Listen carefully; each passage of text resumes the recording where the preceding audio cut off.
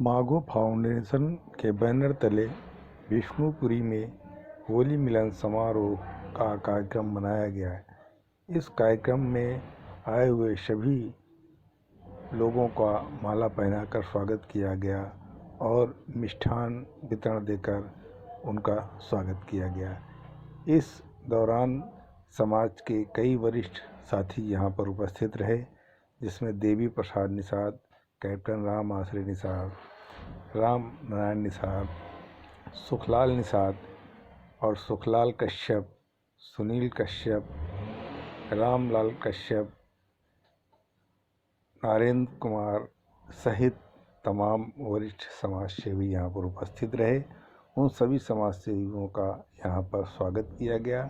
इस स्वागत समारोह में राजेश गौड़, जो कश्यप जी के नाम से मशहूर हैं, उन्होंने आयोजित कार्यक्रम में सभी को माला पहनाकर स्वागत किया और सभी का धन्यवाद ज्ञापित किया कि इन लोगों ने यहाँ पर आकर के अपनी उपस्थिति दर्ज कराई और होली मिलन समारोह की सार्थकता को व्यक्त किया। उन्होंने बताया कि संगठन के माध्यम से हम गरीब बच्चों का कल्याण करते हैं, उनकी शिक्षा के लिए कार्य करते हैं और अन्य कई कार्य जैसे पेड़ लगाना, वृक्षारोपण के साथ साथ समाज के और भी कार्य जो समाज सेवा के लिए उपयोगी हैं, उनको करने का काम करते रहते हैं। इस पर हमने संस्था के अध्यक्ष कश्यप जी से वार्ता की। उन्होंने अपनी बात बेबाकी से रखी। आइए देखते हैं कि उन्होंने अपनी बात क्या रखी और संस्था के विषय में उन्होंने क्या बताया। इसके बाद हम बात करते हैं संस्था के कार्यकारी अध्यक्ष नरेंद्र गौड़, जो वरिष्ठ समाज सेवी स्वर्गीय गुरु प्रसाद गौड़ जी के सुपुत्र हैं और संस्था में बढ़ चढ़ कर हिस्सा लेते हैं। उनका भी वक्तव्य हम आपको सुनाते हैं। आइए देखते हैं उन्होंने इस संस्था के साथ अपनी समाज सेवा पर क्या कहा। नमस्कार।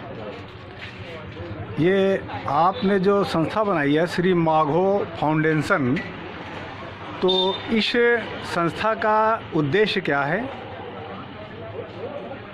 इस संस्था का उद्देश्य जो है गरीब निर्धन बच्चों को शिक्षा देने का है, जिसके लिए श्री माधव फाउंडेशन की ओर से गंगा बराज से 5 किलोमीटर आगे लुधवा खेड़ा में एक शिक्षण स्थल पे शिक्षा का काम चल रहा है, जहाँ पर 2 टीचर रख के लगभग 100 बच्चों को निःशुल्क शिक्षा दी जा रही है।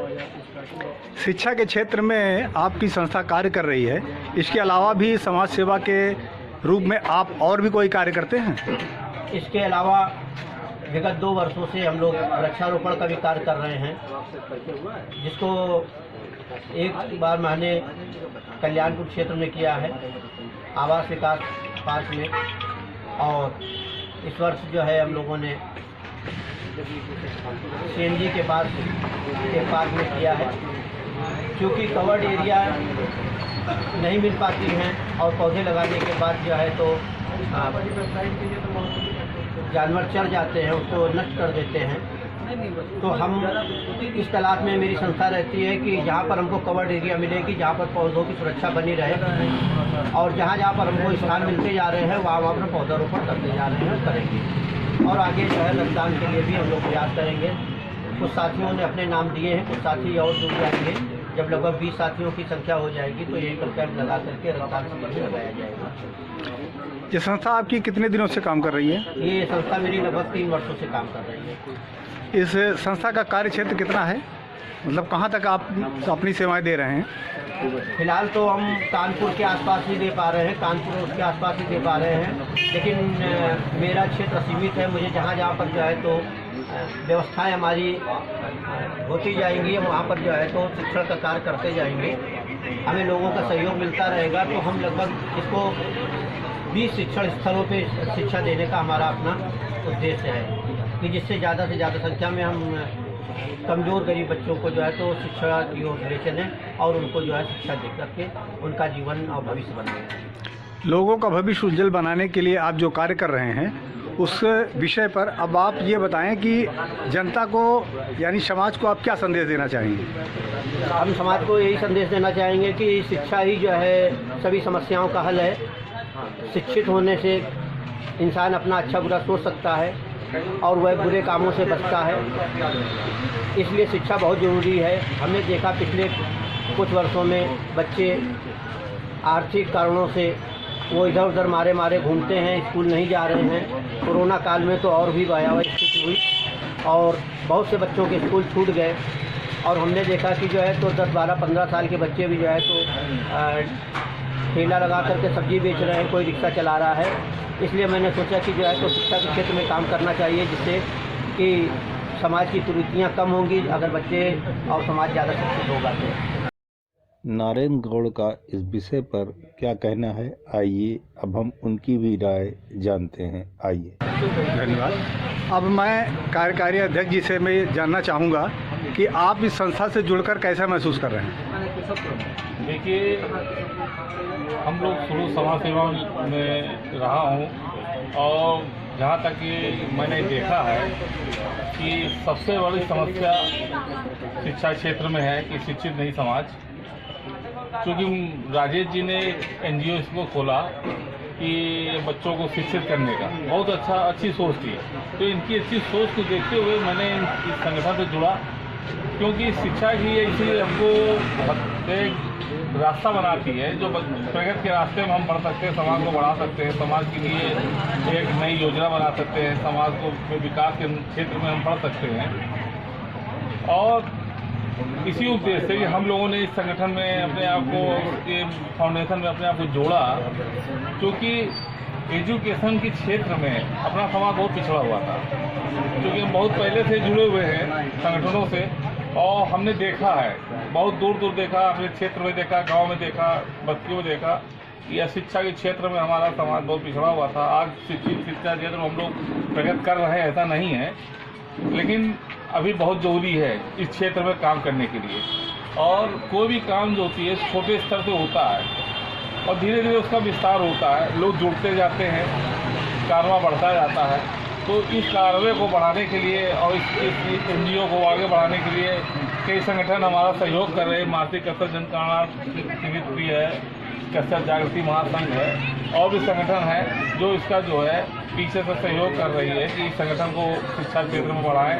वृक्षारोपण कार्यक्रम भी हो रहा है और भी कई चीज़ें हैं, जैसे राजेश जी हमारे अध्यक्ष जी ने बताया है कि रक्तदान शिविर के लिए आयोजन की बात कर रहे हैं।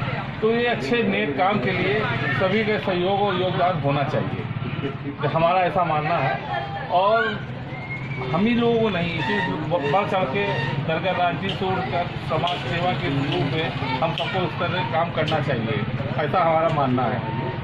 मेरा ये कहना है कि आप तो पुराने समाजसेवी रहे हैं, गुरु प्रसाद जी के ज़माने से ही काफ़ी लंबे समय से आपका परिवार समाज सेवा करता रहा है। तो गौड़ महासभा, कश्यप महासभा आदि कई संस्थाओं के बैनर तले आप लोग काम कर चुके हैं। तो इस संस्था और उन संस्थाओं में आप मतलब क्या फ़र्क महसूस करते हैं? देखिए, कुछ लोग विवाह समारोह करते हैं, वो भी एक समाज सेवा है कि विवाह परिचय सम्मेलन के रूप में बच्चों को शादी संबंध समस्या सामाजिक संगठन जो हमारे समाज में बहुत बड़ी संगतियाँ हैं कि बच्चियों शादियाँ नहीं हो रही हैं, उस क्षेत्र में भी काम कर रहे हैं लोग।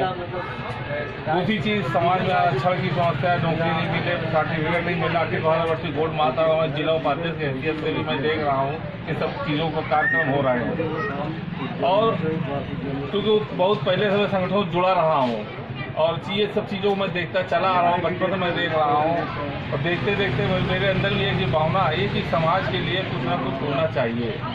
लेकिन प्रथम शिक्षा के क्षेत्र में ही हमने इसको आगे पाया है कि जो शिक्षित होगा समाज तो वो अपने आप ही रास्ता बना लेगा, कहीं ना कहीं किसी न किसी रूप में वो बनाएगा और समाज परिपक्व होगा। समाज में इस तरह से भी एक भावनात्मक रूप से अपने आप समाज को एक आगे बढ़ा सकते हैं। जब एजुकेशन क्षेत्र बढ़ जाएंगी तो समाज में जो दहेज प्रथा है, ये जो गोत्र विभक्ति है कि हम एक गोत्र से दूसरे गोत्र शादी विवाह नहीं कर सकते हैं, समाज जो जागरूकता आएगी, हम एक दूसरे के संपर्क में आएंगे, इस तरह से करते हुए समाज को हम आगे बढ़ा सकते हैं। तो सर्वप्रथम शिक्षा के क्षेत्र में हमको अपने समाज को आगे ले जाना चाहिए। धन्यवाद।